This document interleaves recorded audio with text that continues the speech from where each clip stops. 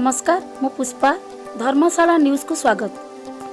मान्यवर मुख्यमंत्री श्रीजुक्त नवीन पट्टनायक आह्वान क्रमे धर्मशाला विजु जनता दल पक्षर स्वच्छाकृत रक्तदान शिविर कल्पतरुता स्टाडियम जारकाठारे अनुष्ठित हो जाइछि। उक्त शिविर में जाजपुर सांसद माननीय शर्मिष्ठा सेठी, मो परिवार सदस्य रीता तराई एवं धर्मशाला विधायक प्रणव कुमार बलवंत राय जोगदे स्वर्गत कल्पतरु दास फोटोचित्र रे पुष्पमाल्य अर्पण करने सह शिविर को उद्घाटन करथिले। एही शिविर रे 84 यूनिट रक्त संग्रह करा जायतिला। महामारी कोरोना समय रे ब्लड बैंक रे देखा देइथिबा रक्तर अभाव को पूरण करने दिगरे यह विशेष सहायक हेबो बोली अतिथि माने मत व्यक्त करथिले।